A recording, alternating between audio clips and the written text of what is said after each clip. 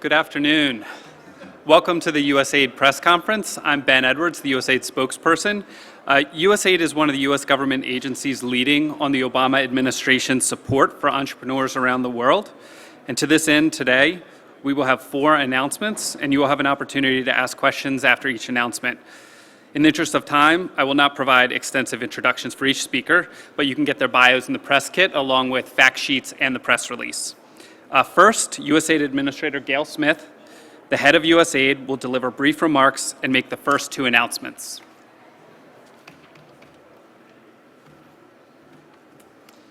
And the podium is on a slant, so I will not put the water there. Hello, everybody, and I hope everybody has eaten and had a good morning. I think we're off to a great start.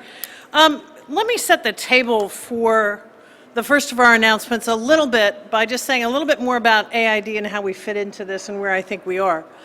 We are the U.S. government's lead development agency, so we have a huge mandate, both to promote development and sustainable outcomes around the world, to meet development challenges in countries and environments where it's extremely difficult. Some of the things you heard Secretary Kerry speak about this morning, whether it is climate change or getting out from under patterns of conflict or breaking the back of the lack of opportunity and poverty that constrains people and communities and countries from achieving their potential. We also have the mandate for all of the world's crises and disasters. So whether it's an Ebola epidemic, El Nino, an earthquake, or ongoing conflicts around the world, we are the leading responders to that. So where does entrepreneurship and all of this fit for us? I think for us, it's what we would call a force multiplier. It is something that enables us to have much greater impact than we would otherwise have. So how do we do this and what do we do? And I'm proud to say that USAID over the last several years has built into the architecture and the skeleton of the agency and what we do, the ability to promote entrepreneurship. First, we try to source entrepreneurs and the technologies and solutions that they can come forward with. Many of you can come forward with. We use things like grand challenges and other means to kind of tease out, create the incentives for in this space for new innovators to come forward. Second, we try to provide some of that capital that allows somebody with a good idea to get far enough to prove and show the evidence that their idea is not only a good idea and a good solution, but ultimately marketable. And then third, we do something that I call glue. We have a presence all over the world, so we have people in missions that importantly, half of whom are what we call foreign service nationals from the countries where we work. So we know the country, we know the politics, we know the environment, we know the organizations, we know the private sector, we know the policies. And we try to use that knowledge and our knowledge of what we've been able to do and achieve and our contacts and relationships with investors to bring these 2 communities together. I think we've got a terrific track record. I think this is something that will live on and become a very central part of what USAID does because we recognize, as does now every other country in the world, that if we want to get real sustainable development outcomes or solve the problems the Secretary pointed to this morning, we're not going to do it with foreign aid alone. We're going to need foreign aid, domestic resources that countries themselves put in, but also private capital, small, medium, and large. Now, a couple of areas as the backdrop for the 2 announcements I will make are 2 major initiatives launched during President Obama's tenure. The first is something called Feed the Future, which is an initiative that was launched early in the first term with the goal of tackling food insecurity and not tackling it by just giving people more food or handing every farmer a shovel and some seeds, but working with partners to make the agricultural sector work for the people who work it. So that means improving incomes, that means improving agricultural outputs, that means linking the agricultural sector to market. And we've, again, I think had tremendous success in mobilizing the world on this, tremendous outcomes impacting the lives of 7 million farmers, and we're seeing the real change and getting the evidence ourselves of what makes a difference there. So our first announcement gets to something we've discovered as a real problem, and our partners on the ground is a real problem in promoting food security and strengthening the agricultural sector. And that is the ability of people to protect their crops and avoid the kinds of losses. We all know the kinds of losses we face here.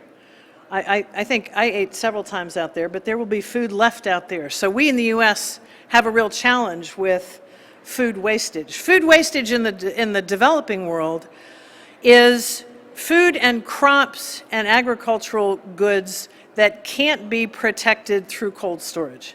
There just isn't a way to store them, and there aren't the tools available. So we are tackling this problem with a new grand challenge, which will include a call and involve us providing up to $2.5 million in funding and mentoring to entrepreneurs to help them adapt, pilot, and scale their proven cool storage solutions.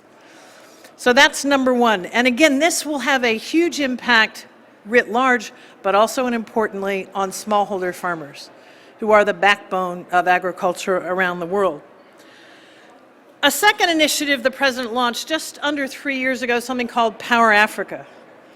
And the ultimate goal of this is to double access to electricity in Africa. There are acute shortages with everything that means, whether it's not enough kids are able to read and do their homework at night, not enough clinics can provide the cold storage needed for vaccines so that they can be safely protected and get to the people who need them. Small and large industries don't have the electrical supply they need to provide that backbone for the kind of sustainable growth that these countries are trying to achieve. Now again, our solution to this wasn't to airdrop generators or give everybody a flashlight. I mean, we could have claimed great success, but that's, yeah, it doesn't work so much. Our approach to that was to say, where are the obstacles? Because there's a lot of capital that is interested in investing in energy in Africa. There are a lot of potentially good projects, particularly on the renewable side, but they weren't coming together. So we created, with multiple agencies, and USAID leads it, a facility and the ability to help break down the barriers to investment. If it's a regulatory obstacle, rule of law problem, capacity, there are countries and governments that have never done a power purchase agreement or some of the things that are necessary. But our goal was in part to prime the pump so that private capital would continue to flow into this sector. Again, because our theory is not that we can solve this problem with foreign aid. Now, as we did that, we also recognized the importance of off-grid and mini-grid technologies, because a lot of these countries, it doesn't make sense to build out the national grid to cover every square inch of a country. And what can be achieved much more quickly with off-grid and mini-grid, we're seeing tremendous evidence across the continent of the kind of change that can come. Now, we're launching another grand challenge to support this, and excuse me. We are doing this with partners, the UK's Department for International Development, or DFID, and the Shell Foundation. We will put in $36 million over the next 3 years to provide catalytic financing for companies serving low-income customers in sub-Saharan Africa. Now, what's slightly different about this grand challenge, and there was some discussion about should we really call it a grand challenge. I think we've gotten very good at, if I do say myself, and that's a very liberal statement by myself because it's these people who've gotten very good at this, at launching and using this mechanism called a grand challenge to source and solicit and incentivize some of the innovations that we need. We've gotten pretty good at figuring out some of that first stage capital, and we've gotten pretty good at figuring out how you run this for the long term by breaking down some of the policy and other barriers. But we do that in pieces. So what we're going to do in this grand challenge is try to bring those three pieces together, which, again, we do a little bit, I think all of us, on an ad hoc basis now, but deliberately, so that we are creating a greater ability to have greater impact sooner. Because I think it's our belief that there's enough evidence to suggest that we can get the scale that we need, and we can take systemic approaches to take this thing called entrepreneurship to scale, and as the Secretary suggested, solve some of the biggest problems the world faces. So that is our second grand challenge. I'm available to take some questions on either of these or on our work generally, as are my colleagues. And with that, I would thank you very much for your time and attention. questions? It's really bright up here. All you people are glowing. Ma'am? Thank you. When you select Africa, for example, as a region, and we are closer, like in America, in certain regions with the same type of challenges, how could we think in having access to those funds too? That's the question. Thank you. Yeah, no, that's a good question. And let me say something about Power Africa was created as an initiative focusing on Africa, where the problem of access to electricity is, I think, arguably the most acute in the world. But I think we've learned enough from it that a lot of what's being done there is the kind of thing we're starting to replicate across the agency and across the government. You know, the theory, I think, for a long time on infrastructure and the big, heavy, costly requirements of development was that there must be some silver bullet out there that would solve this. People have been looking for a long time. There's not a silver bullet. What we learned through Power Africa is, again, if we break down the barriers one by one using the tools we have, demonstrate success, it replicates, and we can do very well. So we're using some of those same tools and methodologies that we've developed. On the entrepreneurship issue writ wide, it's something we do all over the world, in pretty much all sectors. And so there's no geographical or sector bias. It's just that Power Africa is a specific initiative that was launched in Africa. My wager is that given the success that it has had already, and interestingly in promoting some of the policy reforms and capacity building that's necessary to make this work long term, I think over the next few years we'll see that replicated in other parts of the world. My name is Alan Chenyon from New York City. I'm originally from a French-speaking country. My question is, what is the relationship you're having with the African diaspora? Because sometimes it feels like we are not associated. And every day we have people back home. How can we do to help? Because when it comes to the power today, it's not only the government issue. I couldn't agree with you more. Yeah. And we have done a lot of work with a congressman from your region on just this issue, who's been quite a champion. This is something that we're doing more of, and we're trying to figure out how to do more of and better, because I agree with you, and I know Linda Edam, who is our Assistant Administrator for Africa, who's made this one of her priorities. We're trying to build the institutional architecture in a smart way to do that more systematically. I think we work with diaspora communities often, but I think it's a little bit more when we can glue it together than automatic. Because as you rightly point out, there are communities here that on a whole range of things, whether entrepreneurship, post-conflict transition, getting investment started, have a huge role to play. Linda, maybe when you speak, you can say something a little bit more about what we're doing on that front. But I agree with you, absolutely. I'm Catherine Cheney. I'm the West Coast correspondent for DevEx. And I was wondering, one of the highlights here on scaling off-grid energy talks about energy-efficient appliances. And that seems to be a real gap that in funding that USAID can help fill. So can you speak to energy-efficient appliances in particular and why you guys are excited to drive some innovation in that space? We are strongly for energy-efficient appliances. It's a matter of agency policy. Let me ask Chris if you want to add anything on this specifically. But I think the reasons for being for it are much the same as any of us would argue here as consumers or promoters of development or investment in this country. I think part of the excitement, and you can correct me if I'm wrong, it'll be only marginally embarrassing. Part of the excitement is that a lot of this, because it's early development of solutions, is that we're getting some of these solutions that are energy efficient from the get-go, rather than something that's not energy efficient and then having to figure out how to redo it 10 years later. But do you want to add? Could you bring the microphone up? Thank you. You can come up here. So what's so exciting and powerful about solar home systems that we're focused on scaling is giving households access to power to meet their needs. Lighting, cell phone charging, these sorts of things. But most of the systems today don't meet the full range of energy needs that a low-income household has. They want to be able to use appliances. They need refrigeration. They want to be able to power televisions. There aren't necessarily incentives for manufacturers and other innovators to go into this market right away, or not as fast as we'd like to see that to be able to transform the lives of rural households in Africa. So we're using a prize mechanism, an authority that the U.S. Global Development has, to incentivize technological innovation, to bring innovators around this challenge of how do we develop refrigeration technology that's affordable, that meets the needs of rural households, that's robust. And that's at the core of bringing innovation to the table that can help this market scale faster, as if consumers can not only charge their cell phones and light up, but use a wider set of appliances, they can start to have a quality of life more similar to that which we all aspire to.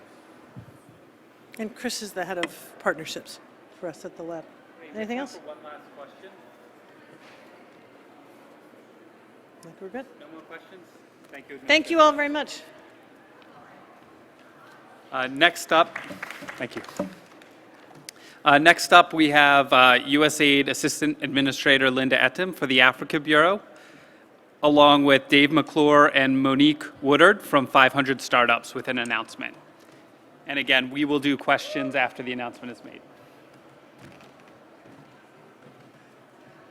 Can I just be on each side?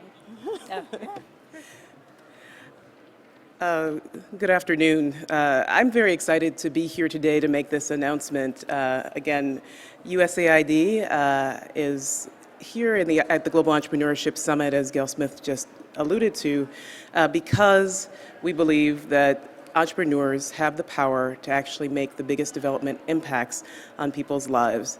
One of the things that we've seen, however, is that actually access to capital and knowledge when you talk about the African continent has been a significant barrier. And so I'm very pleased to announce today a partnership between USAID and 500 Startups to host a Geeks on the Plane tour on March of 2017. And we're very excited. So I'll turn it over to my colleagues to talk about the history of Geeks on a Plane and to talk about the significance. But just so that everybody knows, this will represent the first partnership between USAID and 500 Startups in the space. And we're very proud of it because we think that it shows the connection between government and private sector and technology. And this is really the way that we should all be working together in the future. So we'll take. Come on up. This side. Trying to share these. Hi, sorry, I don't usually stand at podiums very much. My name is Dave McClure. I'm the founding partner of 500 Startups. What is Geeks on a Plane? This was something we started doing about 6 years ago, really out of curiosity, really, to meet other entrepreneurs, other investors in different parts of the world. We've done about 17 or 18 trips over the last 6 years. We visited over 30 or 40 countries. We usually take about 25 or 30 entrepreneurs and investors, and we go other places to learn about what kind of tools and solutions people are building in other countries and other markets. And it's really a great chance to meet entrepreneurs everywhere, to learn from them, and we share some of our experiences from Silicon Valley and other places as well. It's a real pleasure to be having USAID behind our efforts, and this will be our first trip to Africa. Really looking forward to doing that sometime early in 2017. I'll turn it over to my colleague Monique to talk a little bit more as well. Yes. So I'm Monique Woodard. I'm a venture partner at 500 Startups.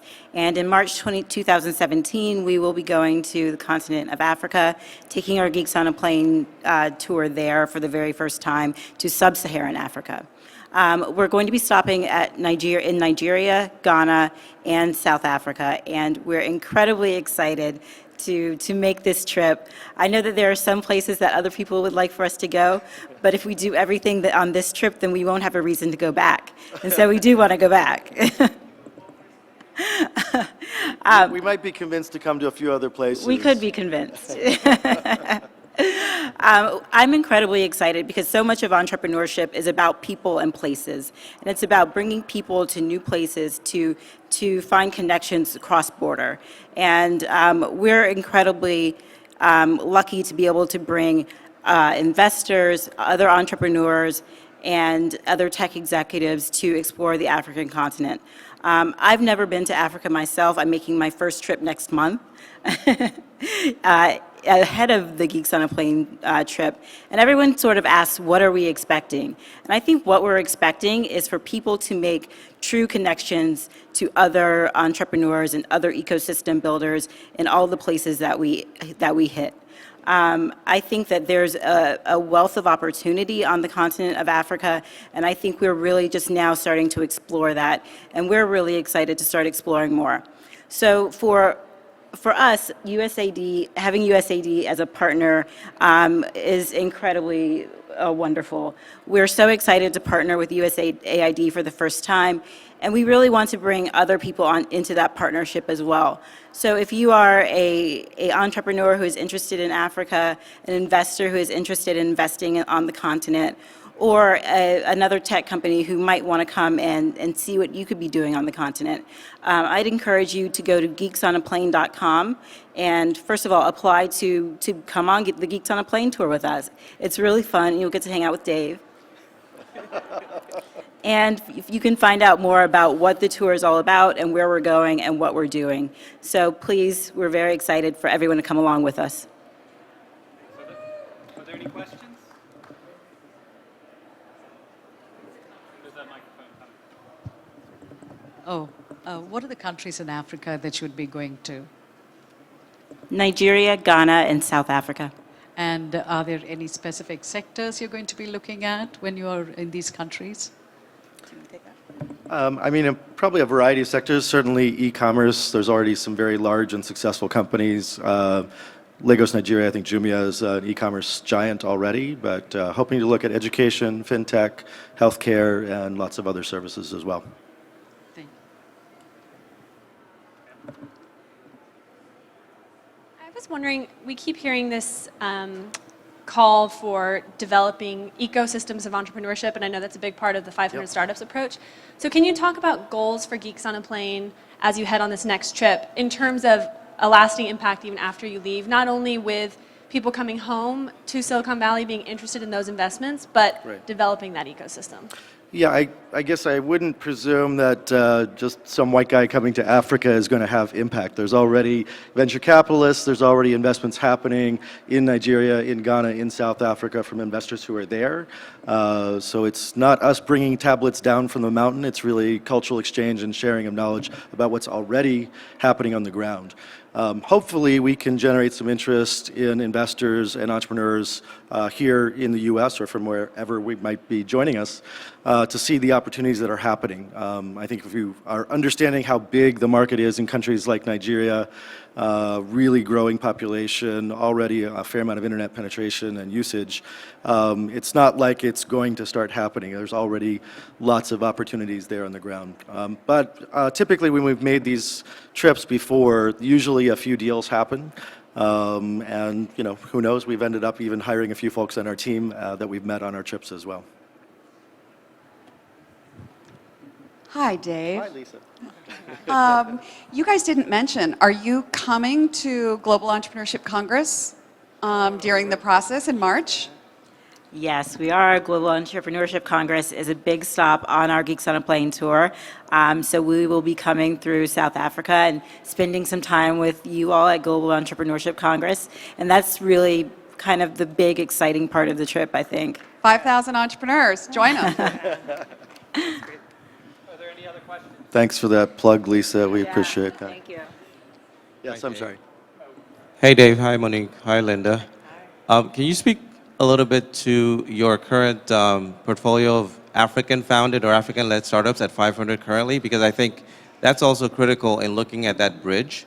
And also, for some of these companies, for some of these startups in Africa, there's the issue of just knowledge gaps, right? Not only do you want to visit them, but I'm expecting that we'll share some knowledge and maybe extend an opportunity for some of them to come to the Valley and be part of 500.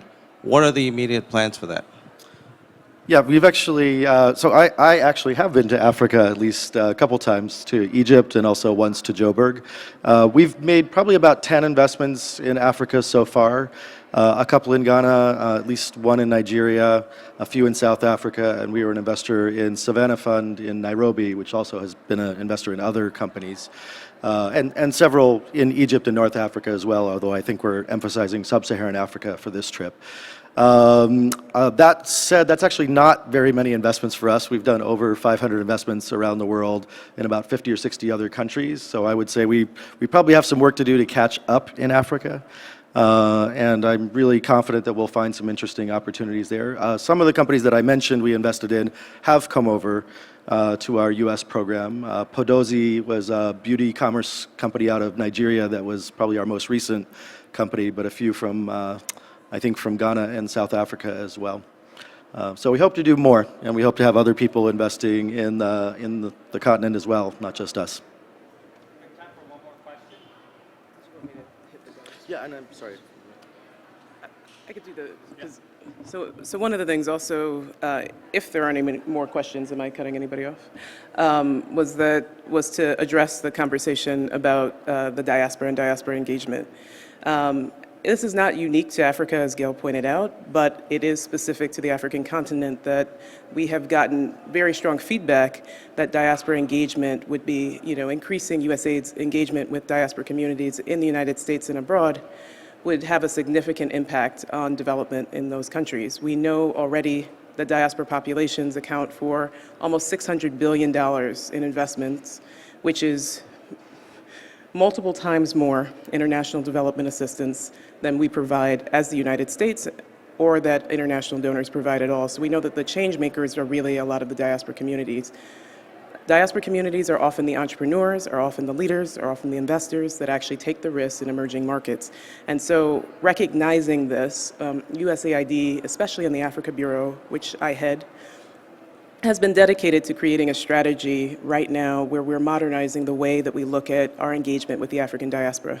So in real time, we're creating the strategy. We've undertaken a series of 10 different meetings and conversations with African diasporan groups throughout the United States. I'm meeting here with as many people as I can and sort of getting feedback from them as well. And we're very committed to coming up with a mature partnerships model that takes us into the 21st century for how we engage with a lot of diaspora communities that are looking to make a difference in their home countries. Thank you. Thank you very much.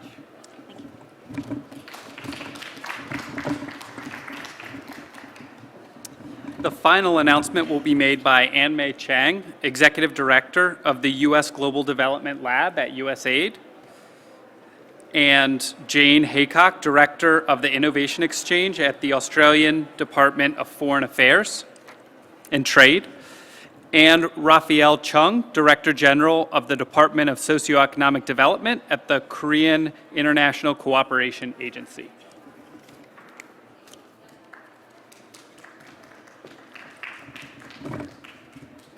Good afternoon, everyone. Thank you. The Global Development Lab at USAID, in partnership with our friends at the Korean International Cooperation Agency and the Australian Department of Foreign Affairs and Trade, as well as the Bill and Melinda Gates Foundation, are pleased to announce the official launch of the Global Innovation Exchange, an online platform that brings together innovators and funders to support and scale development innovations. The exchange was created because we know that great ideas can come from everywhere, but access to information is not distributed evenly. Now, we will have one location to find, share, and support breakthrough innovations. With the exchange, funders like USAID can use the exchange to find solutions that fit their priorities. We can also view and analyze aggregated data across any region or sector to analyze trends, find successful innovations, and inform our programming and investment strategy. For innovators, the exchange is a central place to showcase their work, search for funding, get connected to talent, and both learn from and partner with other innovators working on related challenges. From our limited beta, the exchange already has over 100 million available in funding opportunities, more than 4,200 innovations, and almost 9,000 global collaborators, and growing. We're excited for the launch of the Global Innovation Exchange today, and believe it will play a valuable role in supporting innovators around the world who are tackling global development challenges to bring their solutions to scale. We hope you'll check us out at globalinnovationexchange.org.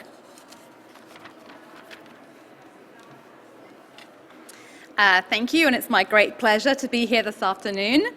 The Government of Australia is really so proud to join the USAID and COICA to launch this important platform that will give organisations worldwide the opportunity to amplify their good work. Now, Australia is supporting this groundbreaking platform because we want to bring to our region, which stretches from the East Africa to the outskirts of the Pacific, bring our region to the world. We especially want to bring it to audiences like we have here at this great conference, entrepreneurs and philanthropic investors. Knowing what to try, where, how to have an impact, how to adapt, who else is interested in what we're interested in, and what has already been tried is critical to us because we want to learn quickly. We want to be able to take to scale what works. We want to avoid making the same mistakes, and we want to use our funding to catalyse, not start from first principles. Our partnership with USAID's Global Development Lab has been invaluable to us in identifying innovations happening elsewhere in the world, and now we can bring them back home, down under, to the Pacific and to Southeast Asia. For us, the Global Innovation Exchange is also the most smart and cost-effective way to bring our issues to the attention of the world. Thank you. We at the Korea International Cooperation Agency are excited to support the Global Innovation Exchange as it aligns with our vision to support the South Korean entrepreneurs to create sustainable prosperity among vulnerable communities in the developing countries through technological innovation, market testing, and commercialization. The cornerstones of our success is creating an environment for our entrepreneurs to network and connect to strategic partners in frontier markets so that they can apply their technology to address real-world problems. The true value of the exchange is dependent on global partnership and participation. We invite you to join the Global Innovation Exchange to connect and collaboration with the like-minded individuals and organizations to take action towards our aligned goal for better life for all. Thank you. Thank you. Are there any questions?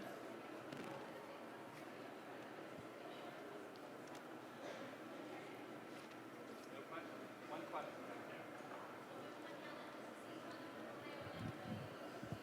there. Hello. Just a quick question. Sam Parker from the Shell Foundation. What sort of funders are you finding active on the site, being attracted by this? Is it like crowdsourcing, or is it like large investors? So the site has only been in limited beta up to now, and so we expect to draw on a lot more funders now that we are launching publicly. But we at USAID have put up funding opportunities from USAID as well as from our other donor partners. And again, now that we're casting a much wider net, we're hoping to draw in both public and private sector funders. Many of the people you see here at the Global Entrepreneurship Summit are very much the kind of funders that we hope are interested in funding these new innovations around the world. I was just wondering if you could speak a little more to the role the Bill and Melinda Gates Foundation is playing as a partner in this. Yes, thank you. So the Bill and Melinda Gates Foundation, along with COICA, DFAT, and USAID, are the founding partners of the Global Innovation Exchange. So this was a concept that was initially tested and piloted at USAID, and the Gates Foundation, along with our other partners, are now coming together to jointly fund and provide the governance for the overall effort going forward.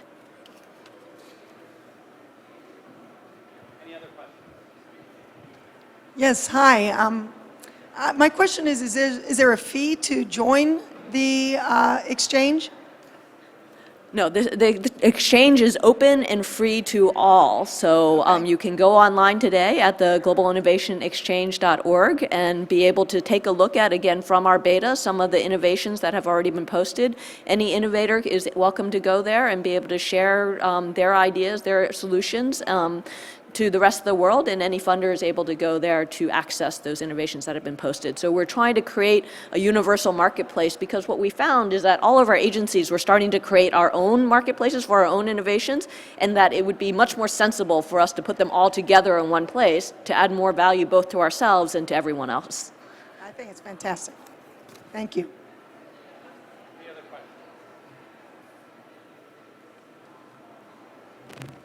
Okay, if there are no more questions, this will conclude the press conference. Thank you all for joining us.